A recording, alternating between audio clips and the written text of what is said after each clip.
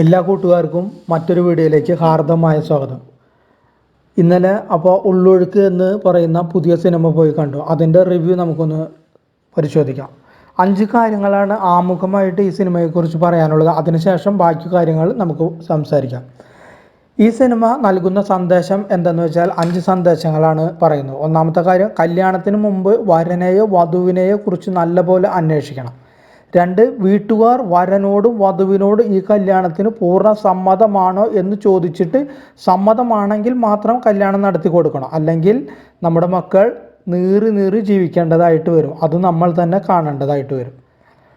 മൂന്നാമത് പറയാനുള്ളത്, നമ്മൾ ഒരു വാക്ക് പറഞ്ഞാൽ അത് മറ്റുള്ളവരോട് നമ്മളൊരു വാക്ക് പറഞ്ഞാൽ, തമാശയ്ക്കായാലും സീരിയസ് ആയാലും പറഞ്ഞാൽ ചിലപ്പോൾ ആ വാക്ക് മൂലം നമ്മുടെ ജീവിതം തന്നെ നമ്മളെ കൈപ്പിടിയിൽ നിന്ന് വിട്ടുപോകുന്നതായിട്ട് നമുക്ക് കാണാം. ഉദാഹരണത്തിന്, ഈ സിനിമയിൽ നായികയുടെ കാമുകൻ പറയുന്നൊരു വാക്കുണ്ട്. അവിടെ നിന്ന് അങ്ങോട്ടാണ് നായികയുടെ മനസ്സ് ചഞ്ചലപ്പെടുന്നത്, അല്ല മനസ്സ് മറ്റൊരു ദിശയിലേക്ക് മാറിപ്പോകുന്നത്.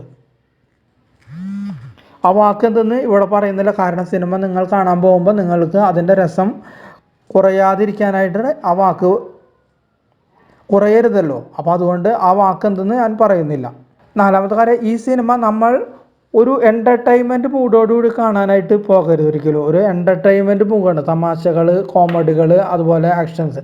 നമ്മൾ ഒരു നല്ല കഥ വായിക്കാൻ പോകുന്നു, അല്ലെങ്കിൽ നല്ലൊരു കഥ നമ്മൾ കേൾക്കാൻ പോകുന്നു. ആ മൂഡോടുകൂടി മാത്രമേ ഈ സിനിമ നിങ്ങൾ കാണാനായിട്ട് പോകാൻ പാടുള്ളൂ.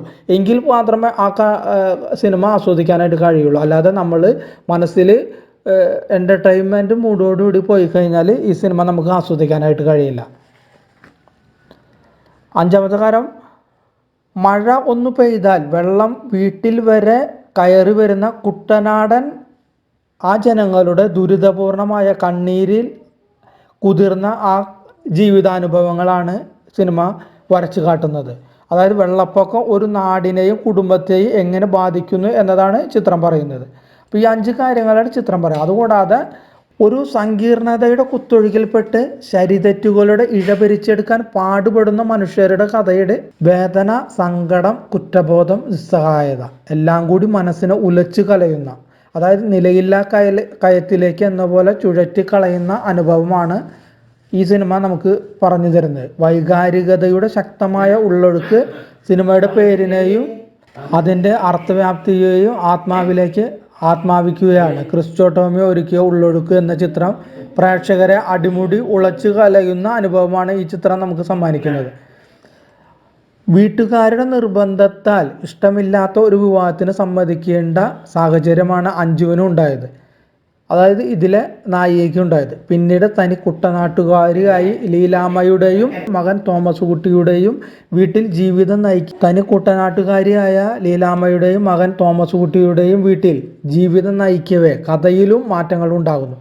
രോഗബാധിതനാകുകയാണ് തോമസ് കുട്ടി, അതായത് ലീലാമ്മയുടെ മകൻ.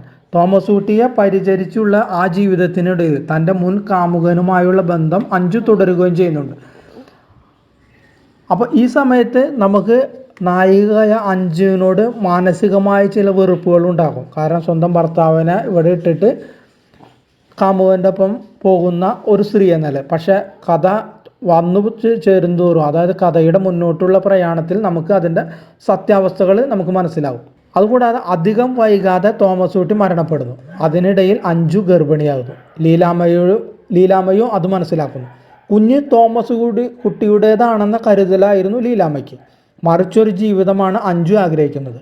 ഭർത്താവ് തോമസ് കുട്ടിയുടെ ശവമടക്ക് കഴിഞ്ഞ ശേഷം കാമുകനൊപ്പം പോകുമെന്നാണ് അഞ്ജുവിൻ്റെ നിലപാട്. തുടർന്നുള്ള ലീലാമ്മയുടെയും അഞ്ജുവിൻ്റെയും സംഘർഷങ്ങളാണ് സിനിമയിൽ ചേർത്ത് വെച്ച് ബാക്കിയുള്ള സീനുകളിൽ പറയുന്നത്. അവസാന ഭാഗത്താണ് നമുക്ക് മനസ്സിലാകുക അഞ്ജുവിൻ്റെ ആ ജീവിതവും അവളിങ്ങനെ ആയപ്പെടാനുള്ള കാരണങ്ങളും. ഈ സിനിമയിൽ ഒരു മകനോടും മരുമകളോടും അഗാധമായ സ്നേഹമുള്ള ഒരു അമ്മ, അതാണ് ലീലാമ്മ. മുന്നിലേക്ക് നോക്കാൻ പ്രത്യാശയുടെ ഒരു പിടിവള്ളിക്കായി കേഴുന്ന ഒരു അമ്മയുടെ സങ്കടങ്ങളാണ് നെഞ്ചിൽ തറയ്ക്കുന്ന വിധം ഉർവശി അഭിനയിക്കുന്നത്. അതായത് ഉർവശി എന്ന കഥാപാത്രം കടന്നു പോകുന്ന ആ ജീവിതം, വിസ്മയകരമായ ആ ജീവിതം നല്ല രീതിയിൽ ഇതിൽ അഭിനയിച്ച് ഫലിപ്പിച്ചു. അതായത് അതിൽ ഏറ്റവും ഇമ്പ്രസ്സായ, എനിക്ക് ഏറ്റവും മനസ്സിൽ തട്ടിയ ഒരു സീനാണെന്ന് വെച്ചാൽ, അത് നിങ്ങൾക്ക് എല്ലാവർക്കും അത് ഇഷ്ടപ്പെടുന്നില്ല, പക്ഷേ എനിക്ക് ഇഷ്ടപ്പെട്ട സീൻ എന്ന് വെച്ചാൽ, ആശുപത്രിയിൽ കിടക്കുന്ന തോമസ് കുട്ടി അവനെ പെട്ടെന്ന് കണ്ണ് തുറക്കുമ്പോൾ കാണാനായിട്ട് ആഗ്രഹിക്കുന്നു എന്ന് പറയുമ്പോൾ അമ്മയായ ഉർവശി അവിടെ ചെന്നിട്ട് അവൻ്റെ നെറ്റിയിൽ തലോടിക്കൊണ്ടുള്ള ഒരു രംഗമുണ്ട്. അത് ഭയങ്കരമായ രംഗമാണ്. ഏതു മനുഷ്യനും കരളലിപ്പിക്കുന്ന ഒരു രംഗമാണ്. ഒരു അമ്മയുടെ വാത്സല്യമാണ് ആ രംഗത്തിൽ നമുക്ക് കാണാനായിട്ട് സാധിക്കുന്നത്. ഈ സിനിമയിൽ കഥാപാത്രങ്ങൾ, ആദ്യം അഞ്ജു എന്ന കഥാപാത്രങ്ങൾ നമ്മൾ പറഞ്ഞല്ലോ, നമുക്കൊരു വെറുപ്പ് തോന്നാം. സ്വന്തം ഭർത്താവ് ഇങ്ങനെ കിടക്കുമ്പോൾ കാമുകനൊപ്പം പോകുന്ന ഒരു സ്ത്രീയോട് നമുക്ക് തോന്നുന്ന ഒരു വെറുപ്പുണ്ടല്ലോ. പക്ഷേ ചിത്രം ചെല്ലുമ്പോൾ അവരുടെ ജീവിതത്തിലേക്ക് നമ്മൾ തിരിഞ്ഞു നോക്കുമ്പോൾ അവിടെ ശരി തെറ്റുകൾക്ക് ഒരു സ്ഥാനമില്ല. അതായത് അഞ്ജുവിൻ്റെയും ലീലാമ്മയുടെയും ആരും അവിടെ ന്യായീകരിക്കുന്നില്ല. പിന്നെ രണ്ടാമത്തെ കാര്യം എന്ന് വെച്ചാൽ, എല്ലാവരും പരസ്പരം എല്ലാവരും കുറ്റപ്പെടുത്തുന്നുണ്ട് ഈ സിനിമയിൽ.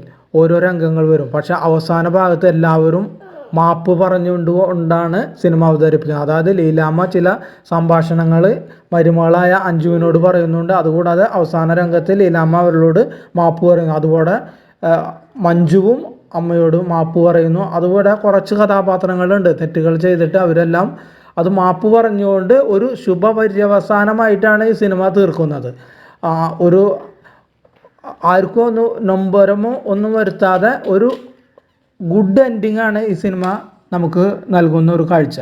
അപ്പോൾ ഒരു നല്ല കഥ കാണാൻ താല്പര്യമുള്ള പ്രേക്ഷകർക്ക് ടിക്കറ്റ് എടുത്ത് ഇതിന് കയറാവുന്നതാണ്.